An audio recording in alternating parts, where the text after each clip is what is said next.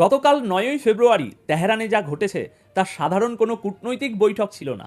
এটা ছিল ইরানের সার্ভাইভাল স্ট্র্যাটেজি বা আত্মরক্ষার ব্লুপ্রিন্ট তৈরির দিন। এই উত্তপ্ত পরিস্থিতির মধ্যে ইরান এমন এক চাল চেলেছে যা ওয়াশিংটন থেকে তেলাবিব পর্যন্ত সবার ক্যালকুলেশন এলোমেলো করে দিয়েছে। আজকের আলোচনায় আমরা তিনটি অত্যন্ত গুরুত্বপূর্ণ এবং ব্রেকিং খবর আপনাদেরকে জানাবো। গত ৩৭ বছরের ইরানের ইতিহাসে যেই ঘটনা ঘটেনি, অবশেষে গতকালকে সেই ঘটনা ঘটে গেছে।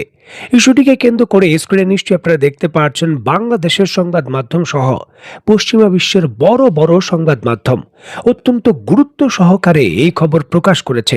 আসসালামু আলাইকুম দর্শক, নতুন একটা ভিডিওতে আপনাদের সবাইকে স্বাগত।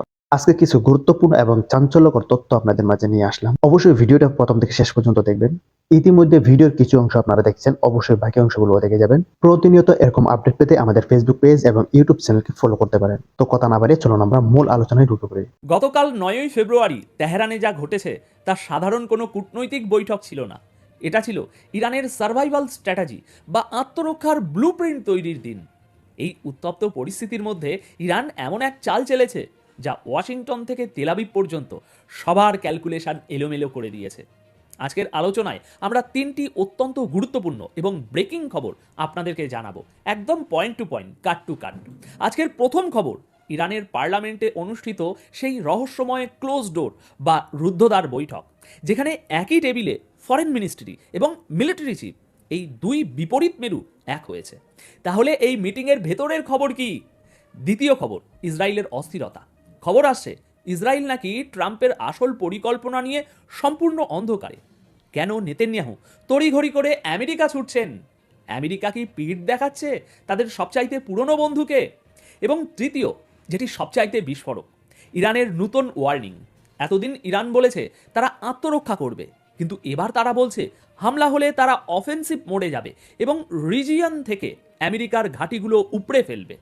এই তিনটি পয়েন্টকে যখন আপনি এক সুতোয় গাঁথবেন, তখন যে ছবিটা তৈরি হবে তা শিউরে ওঠার মতো।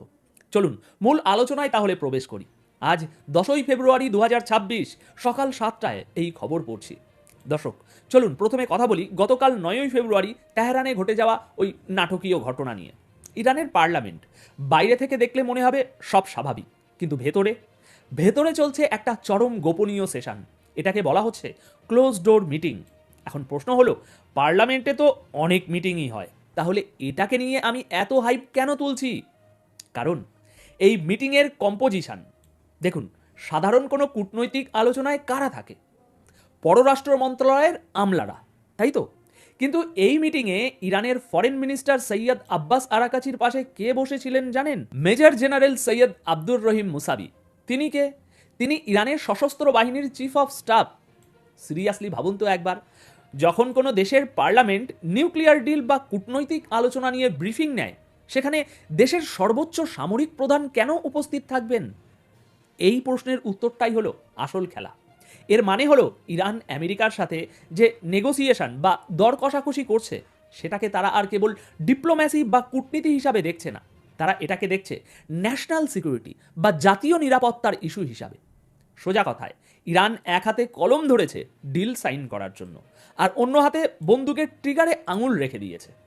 এই মিটিংয়ের খবর যাতে বাইরে না আসে, তার জন্য কড়া নির্দেশ ছিল।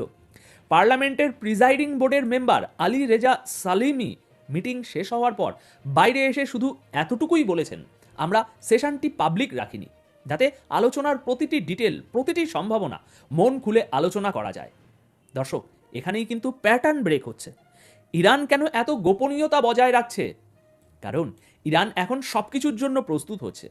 দেখুন, জিওপলিটিক্সে একটা কথা আছে, if you want peace, prepare for war.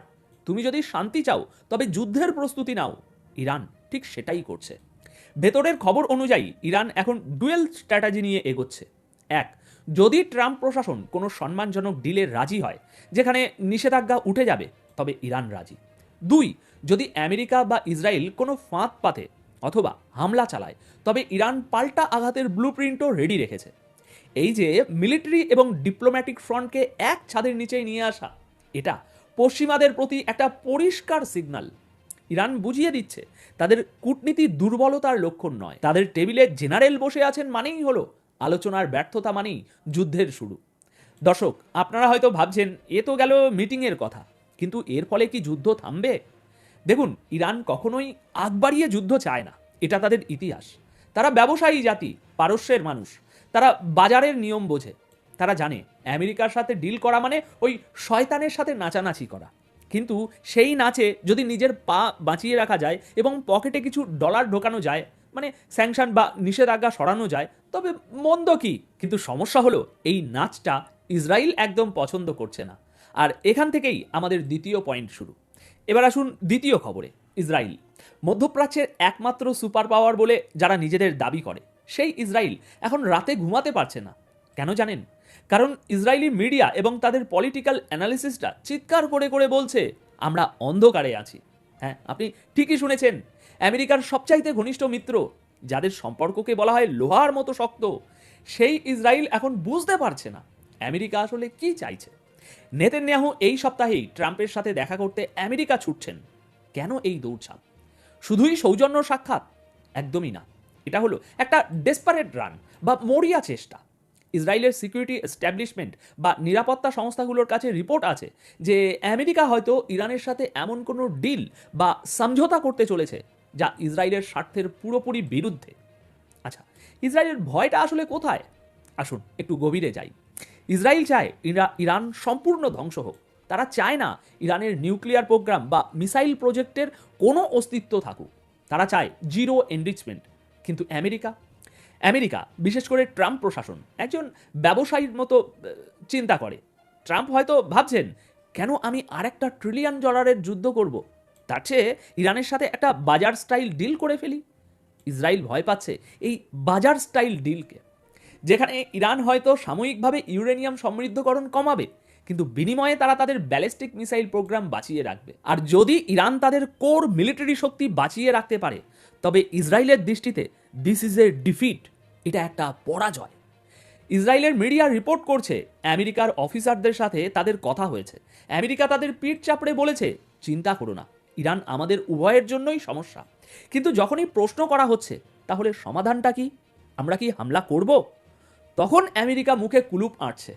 সবকিছুই একটা ধোঁয়াশার মধ্যে আছে। মনে রাখবেন, যখন সবাই ভাবছে আমেরিকা ইসরায়েল ভাই ভাই, তখন ভেতরে ভেতরে চলছে চরম অবিশ্বাস। ইসরায়েল ভয় পাচ্ছে শেষ মুহূর্তে আমেরিকা হয়তো প্রেশার তৈরি করে একটা সফট ডিল সাইন করে ফেলবে। আর যদি সেটা হয়, তবে নেতানিয়াহুর পলিটিক্যাল কেরিয়ার এবং ইসরায়েলের তথাকথিত নিরাপত্তা বলয় দুটোই হুমকির মুখে পড়বে। নেতানিয়াহুর আমেরিকা যাওয়ার আসল উদ্দেশ্য হলো ট্রাম্পের হাত মুচড়ে এটা নিশ্চিত করা যে কোনো ডিল নয়, অনলি অ্যাকশন। কিন্তু ট্রাম্প কি সেটা শুনবেন? ট্রাম্প এমন এক ব্যক্তি যাকে প্রেডিক্ট করা অসম্ভব, আর এটাই আজ ইসরায়েলের আতঙ্কের মূল কারণ। এবার আসি তৃতীয় এবং সবচাইতে ইন্টারেস্টিং পয়েন্টে। ইরান আসলে কি ভাবছে?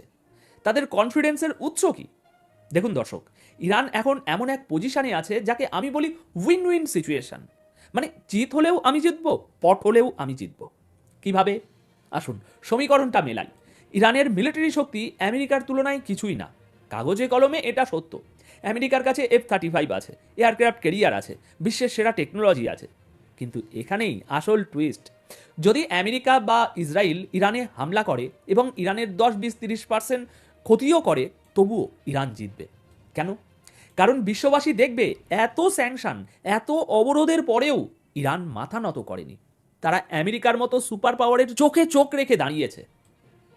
কিন্তু উল্টোটা ভাবুন, ইরানের সস্তার ড্রোন বা মিসাইল যদি আমেরিকার একটা দামি যুদ্ধ জাহাজে সামান্য আঁচড়ও কাটতে পারে, অথবা তাদের কোনো ঘাঁটিতে আগুন ধরাতে পারে, তবে সেটা হবে আমেরিকার জন্য চরম অপমান। লোকে বলবে, তোমাদের $1 ট্রিলিয়ন ডিফেন্স সিস্টেম, তোমাদের থার্ড সিস্টেম, তোমাদের প্যাট্রিয়ট মিসাইল সিস্টেম সব ব্যর্থ। একটা স্যাংশন খাওয়া দেশ তোমাদের মেরে চলে গেল। এই যে পারসেপশন ওয়ার, এখানে ইরান এগিয়ে আছে। তারা জানে আমেরিকার হারানোর অনেক কিছু আছে, আর ইরানের হারানোর মতো তেমন কিছু অবশিষ্ট নেই। আর যার হারানোর ভয় নেই, সে সবচাইতে ভয়ঙ্কর শত্রু। এবার শুনুন ইরানের হুমকিটা। ইরানের institute for research in fundamental সায়েন্সের প্রধান মোহাম্মদ জাভেদ লারিজানি, যিনি ইরানের পলিসি মেকিংয়ের অত্যন্ত প্রভাবশালী ব্যক্তি, তিনি আজ একটা বোমা ফাটিয়েছেন। মানে কথার বোমা। তিনি বলেছেন, যদি আমেরিকা বা অন্য কোনো শত্রু হামলা করার ভুল করে তবে ইরান আগের মতো শুধু জবাব দেবে না, এবার আমরা সেই শিকড় উপড়ে ফেলব যেখান থেকে এই অঞ্চলে আমেরিকার উপস্থিতি টিকে আছে। দর্শক, খেয়াল করুন শব্দচয়ন, রিজিয়ন থেকে আমেরিকার পা উপড়ে ফেলা। লারিজানি পরিষ্কার করে দিয়েছেন ইরান এখন ডিফেন্সিভ মোড থেকে অফেন্সিভ মোডে শিফট করেছে। তিনি ট্রাম্পকে উদ্দেশ্য করে তাচ্ছিল্যের সুরে বলেছেন, ওই ঝটিকা হামলা আর মিডিয়া শো আপ করার দিন শেষ। এবার যদি যুদ্ধ লাগে আমরা এমন পরিস্থিতি তৈরি করব যাতে যুদ্ধ লম্বা হয়। আর দর্শক, আপনারা জানেন আমেরিকা লম্বা যুদ্ধ ঘৃণা করে। ভিয়েতনাম থেকে আফগানিস্তান, লম্বা যুদ্ধ মানেই আমেরিকার অর্থনীতিতে ধস, জনগণের ক্ষোভ। ইরান ঠিক এই জায়গাটাই টার্গেট করতে চাইছে। তারা যুদ্ধটাকে এমন এক পর্যায়ে নিয়ে যেতে চায় যেখানে আমেরিকার খরচ হবে আকাশ ছোঁয়া আর লাভ হবে শূন্য। লারিজানি আরও বলেছেন, তাদের টার্গেট কেবল ইসরায়েল নয়, পুরো মধ্যপ্রাচ্যে ছড়িয়ে থাকা আমেরিকার সব ইন্টারেস্ট, মানে সৌদি আরব, জর্ডান বা সাগরে ভাসমান মার্কিন জাহাজ, কেউই নিরাপদ নয়। ইরান জানে তারা ওই সামনাসামনি যুদ্ধে পারবে না, তাই তারা পুরো অঞ্চলটাকে একটা রিং অফ ফায়ারে পরিণত করার হুমকি দিচ্ছে। তাহলে দর্শক, পুরো ছবিটা এখন আপনাদের কাছে পরিষ্কার। একদিকে তেহরানের বন্ধ ঘরে জেনারেল এবং ডিপ্লোম্যাটরা মিলে ছক করছেন কিভাবে ডিল করে স্যাংশন সরানো যায়, আর ডিল না হলে কিভাবে আমেরিকাকে দীর্ঘমেয়াদী যুদ্ধে ফাঁসানো যায়। অন্যদিকে ইসরায়েল ভয়ে কাঁপছে যে তাদের বন্ধু আমেরিকা হয়তো তাদের সাথে বিশ্বাসঘাতকতা করে ইরানের সাথে হাত মেলাবে। আর মাঝখানে আমেরিকা, যারা দোটানায় আছে, তারা জানে ইরানে হামলা করা মানে মৌমাছির চাকে ঢিল মারা। এখানে আমার বিশ্লেষণ কি বলে? আমার মনে হয় আমরা একটা বড় পরিবর্তনের সন্ধিক্ষণে দাঁড়িয়ে আছি। ইরান প্রমাণ করে দিয়েছে তারা ইরাক বা আফগানিস্তান নয়। তাদের কৌশলগত ধৈর্য এখন তাদের সবচাইতে বড় অস্ত্র। তারা তাড়াহুড়ো করছে না, তারা জানে সময় তাদের পক্ষে। ইসরায়েল যতই লাফালাফি করুক, আমেরিকা যদি বুঝতে পারে যে ইরানের সাথে যুদ্ধে জড়ানোর খরচ লাভের চেয়ে বেশি, তবে ব্যবসায়ী ট্রাম্প তিনি ডিল করতেই পছন্দ করবেন। আর সেটাই হবে ইসরায়েলের জন্য সবচাইতে বড় দুঃস্বপ্ন, সবচাইতে বড় পরাজয়। তবে একটা কথা মনে রাখবেন, এই অঞ্চলে মিসক্যালকুলেশনের সম্ভাবনা প্রবল। এখন প্রশ্ন হলো আপনাদের কাছে, আপনাদের কি মনে হয় আমেরিকা কি শেষ পর্যন্ত ইসরায়েলের কথা শুনে ইরানে হামলা চালাবে, নাকি ট্রাম্প তার স্বভাবসুলভ ভঙ্গিতে সবাইকে চমকে দিয়ে ইরানের সাথে নতুন কোনো ডিল সাইন করবেন? কমেন্ট সেকশন আপনাদের জন্য খোলা, আমি প্রতিটি লজিক্যাল কমেন্ট পড়ব। আপনাদের মতামত জানান, তর্ক হোক, আলোচনা হোক। যদি আজকের এই বিশ্লেষণ আপনাদের ভালো লাগে, যদি মনে হয় গতানুগতিক খবরের বাইরে নতুন কিছু জানলেন, তবে ভিডিওটিতে একটি লাইক দিন এবং শেয়ার করে বন্ধুদেরও আসল সত্যটা জানার সুযোগ করে দিন। আর হ্যাঁ, যারা এখনও সাবস্ক্রাইব করেননি, কি করছেন? সাবস্ক্রাইব করে বেল আইকনটি চেপে দিন, কারণ পরবর্তী ভিডিওতে আমরা আরও বড় কোনো ধামাকা নিয়ে আসছি। ততক্ষণ পর্যন্ত চোখ কান খোলা রাখুন, কারণ মনে রাখবেন খবরে যা দেখানো হয় সত্য তার চেয়েও গভীরে থাকে। ধন্যবাদ আপনাদের সকলকে। আসসালামু আলাইকুম বন্ধুরা, আশা করি সবাই সুস্থ আছেন। বন্ধুরা, গত 37 বছরের ইরানের ইতিহাসে যেই ঘটনা ঘটেনি, অবশেষে গতকালকে সেই ঘটনা ঘটে গেছে। ইস্যুটিকে কেন্দ্র করে স্ক্রিনে নিশ্চয়ই আপনারা দেখতে পাচ্ছেন বাংলাদেশের সংবাদ মাধ্যম সহ পশ্চিমা বিশ্বের বড় বড় সংবাদ মাধ্যম অত্যন্ত গুরুত্ব সহকারে এই খবর প্রকাশ করেছে যে 37 বছরের রেকর্ড ভঙ্গ করেছেন ইরানের সুপ্রিম লিডার আয়াতুল্লাহ খামেনি। যুদ্ধ কিন্তু এইবার আসন্ন, কারণ এটাই ইঙ্গিত দেয় যে যুদ্ধের চূড়ান্ত নির্দেশনা দিয়ে নিজের ক্ষমতা হস্তান্তর করেছেন আয়াতুল্লাহ খামেনি। দেখুন, আজ থেকে প্রায় 40 বছরের বেশি সময় পূর্বে 1979 সালের 8ই ফেব্রুয়ারি যখন ইরানের ভেতর ক্ষমতা পরিবর্তনের জন্য ইসলামিক বিপ্লবের আন্দোলন চলছিল, ওই সময় হঠাৎ করেই তৎকালীন ইরানি বিমান বাহিনীর কিছু কর্মকর্তা তৎকালীন যিনি সুপ্রিম লিডার বা আন্দোলনরত অবস্থায় আন্দোলনের নেতা ছিল আয়াতুল্লাহ রুহুল্লাহ খামেনি, তার প্রতি অনুগত্য ঘোষণা করেছিলেন।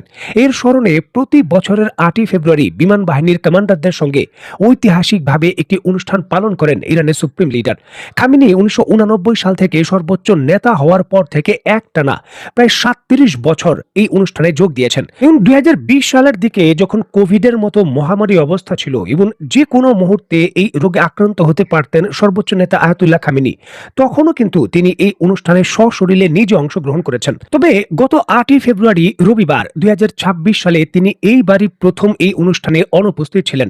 তার পরিবর্তে সশস্ত্র বাহিনীর প্রধান জেনারেল আব্দুল রহিম মুসাবি বা অন্য কিছু রিপোর্টে বলা হচ্ছে যে হাসান খোমানি এই অনুষ্ঠান এবং এই বৈঠকটি পরিচালনা করেন, যেখানে 37 বছরের রেকর্ড ভেঙে প্রথমবারের মতো আয়াতুল্লাহ খামেনি এই প্রথা ভেঙে এই অনুষ্ঠানে যোগ দেননি। এখান থেকে কিন্তু ইরানের সংবাদ মাধ্যম এবং আন্তর্জাতিক বড় বড় সংবাদ মাধ্যম বিশ্লেষণ বলছে যে ইরানে হামলা অনিবার্য এবং যে কোনো মুহূর্তে হতে পারে এবং প্রধান টার্গেটই হলো আয়াতুল্লাহ খামেনি।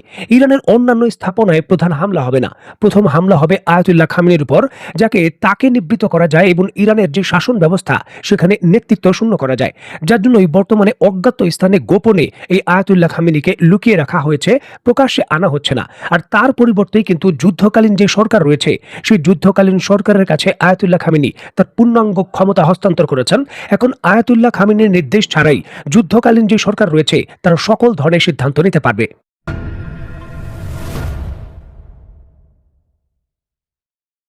যুক্তরাষ্ট্র তার নতুন চিঠিতে সমঝোতার জন্য যে চূড়ান্ত ডেডলাইন দিয়েছে সেখানে পরিষ্কারভাবে বলে দেওয়া হয়েছে কোনো ধরনের যে চূড়ান্ত লাল রেখা এর পূর্বে ছিল যুক্তরাষ্ট্র এটা এবার মানবে না। মানে এর পূর্বে আয়াতুল্লাহ খামেনি বা ইরানের যে ঊর্ধ্বতন কর্মকর্তা রয়েছে একেবারে হাই লেভেলের, তাদের আক্রমণের কোনো পরিকল্পনা যুক্তরাষ্ট্রের ছিল না, শুধুমাত্র পরমাণু স্থাপনা বা এই সম্পর্কিত হামলায় যুক্তরাষ্ট্র করত। তবে নতুন যে হুমকি রয়েছে সেখানে পরিষ্কার করা হয়েছে আয়াতুল্লাহ খামেনি এবং শাসন ব্যবস্থার পরিবর্তনই এখন মূল লক্ষ্য হলো যুক্তরাষ্ট্রের, যার জন্য আয়াতুল্লাহ খামেনিকে প্রধান টার্গেট হিসাবে ব্যবহার করে যুক্তরাষ্ট্র আক্রমণ করবে। যার জন্য কিন্তু আয়াতুল্লাহ খামেনিকে গোপন বাংকারের ভেতর অনেকটা লোকচক্ষুর আড়ালে তাকে নিরাপদ অবস্থানে রাখা হয়েছে। আর এটি পরিষ্কারভাবে ইঙ্গিত দেয় যে আলোচনা যতই হোক না কেন, চূড়ান্ত যুদ্ধের যে প্রস্তুতি সেটাই এখন মূল বিষয়, সংঘর্ষ অনিবার্য। অত্যন্ত গুরুত্বপূর্ণ এই বিষয়টিকে কেন্দ্র করে আন্তর্জাতিক সংবাদ মাধ্যমের উপর ভিত্তি করে বাংলাদেশের সংবাদ মাধ্যম এবং আরো কিছু সংবাদ মাধ্যম নিশ্চিত করছে এই হামলার হুমকির মধ্যেই ইরানের যে ক্ষেপণাস্ত্র ব্যবস্থা রয়েছে তা আধুনিকায়নে জোরদার সহযোগিতা শুরু করেছে রাশিয়া। বিশেষ করে S-300 এবং S-400 আকাশ প্রতিরক্ষা ব্যবস্থা চীনের সরাসরি কমান্ড সেন্টারের অধীনে যুক্ত করার জন্য রাশিয়ান সোর্স কোডের সহযোগিতা দরকার। রাশিয়া তার আকাশ প্রতিরক্ষা ব্যবস্থার সোর্স কোড যদি শেয়ার না করে সেটাকে একীভূত করা যাবে না, যার জন্য কিন্তু বর্তমানে রাশিয়ান যারা টেকনিশিয়ান এবং বিজ্ঞানীরা রয়েছেন এই কাজে ইরানকে সহযোগিতা করার জন্য ইরানে অবস্থান করছে এবং ইরানের কর্মকর্তারা তাদের পুরো যে ক্ষেপণাস্ত্র ব্যবস্থা রয়েছে চীনের অধীনে একটি সেন্ট্রাল কমান্ডে যুক্ত করছেন, যেখানে রাশিয়া সরাসরি সহযোগিতা করছে। এবং রাশিয়া থেকে ক্রয়কৃত আকাশ প্রতিরক্ষা ব্যবস্থা, রাডার সিস্টেম সকল কিছুই চীনের কমান্ড সেন্টারের অধীনে তাদের যে নতুন YJL-8B রাডার সিস্টেম রয়েছে তার সঙ্গে যুক্ত করার প্রক্রিয়ার বিষয়ে রাশিয়াকে বহু আগেই অবহিত করেছিল ইরান। তবে এতদিন এই ইস্যুটিকে কেন্দ্র করে রাশিয়া তেমন সহযোগিতা করতে আগ্রহী ছিল না। বিশেষ করে সোর্স কোড এবং চীনা কমান্ডের অধীনে তাদের যে আকাশ প্রতিরক্ষা ব্যবস্থা সেটাকে যুক্ত করার ক্ষেত্রে রাশিয়া রাজি ছিল না। যদিও এই রাশিয়ার বিরুদ্ধে অভিযোগ রয়েছে যে তারা S-300 আকাশ প্রতিরক্ষা ব্যবস্থার যত ধরনের ফ্রিকোয়েন্সির দুর্বলতা রয়েছে তা ইসরায়েলের কাছে শেয়ার করেছিল এবং এর জন্যই ইসরায়েল 12 দিনের যুদ্ধে ইরানের বিরুদ্ধে এত ভালো পারফরমেন্স করতে পেরেছে এবং আকাশ প্রতিরক্ষা ব্যবস্থাগুলোকে ফাঁকি দিতে পেরেছে। যার জন্য কিন্তু জরুরি ভিত্তিতে ইরান এখন চীনা কমান্ডের অধীনে তাদের রাডার সিস্টেম এবং কিল চেইনে যুক্ত হতে চলেছে। রাশিয়া দীর্ঘদিন ধরে এই জিনিসটাকে ডিনাই করেছে এই আশঙ্কায় যে চীনের আকাশ প্রতিরক্ষা ব্যবস্থা এবং কিল চেইনে ইরান যুক্ত হয়ে গেলে রাশিয়ার প্রভাব কমে যাবে। রাশিয়া ইরানকে নিজের সম্পত্তি মনে করে, যেখানে নিজের সম্পত্তি হাতছাড়া হয়ে যাবে এই জন্যই সে সহযোগিতা করতে প্রস্তুত ছিল না। তবে চূড়ান্তভাবে ইরানের চাপের কারণে এবং ইউক্রেনের যুদ্ধের স্থিতির কারণে রাশিয়া অবশেষে রাজি হয়েছে এবং সহযোগিতা তারা করছে।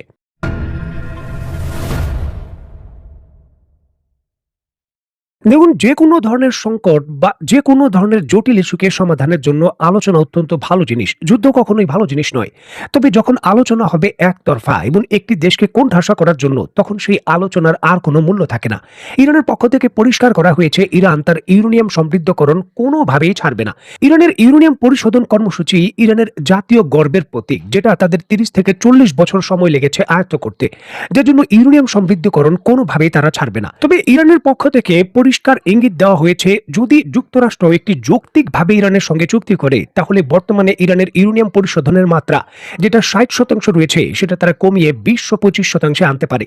তবে এটা হতে হবে দর কষাকষির মাধ্যমে একটি উইন উইন সিচুয়েশনের চুক্তি, যেখানে ইরানের স্বার্থ ঠিক থাকে এবং যুক্তরাষ্ট্র যে চেক এন্ড ব্যালেন্স আছে তাও হয়।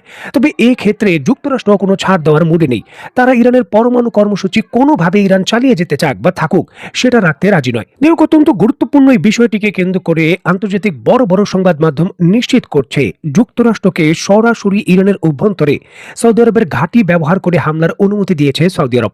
এই বিষয়টা দীর্ঘ সময় ধরে ঝুলেছিল এবং সৌদি আরবের পক্ষ থেকে বারবার ইরানকে এমন প্রতিশ্রুতি দেওয়া হচ্ছিল তারা তাদের ঘাঁটি ইরানের বিরুদ্ধে কোনোভাবেই ব্যবহার করতে দেবে না। তবে হঠাৎ করেই স্থিতি পরিবর্তন করেছে সৌদি আরব এবং তারা তাদের অবস্থান সুস্পষ্ট করে যুক্তরাষ্ট্রকে সরাসরি হামলার জন্য সহযোগিতার সম্মতি দিয়েছে, যেখানে সৌদি আরব এবং জর্ডানি এখন ইরানের বিরুদ্ধে হামলার জন্য প্রধান প্রাণকেন্দ্র হতে চলেছে।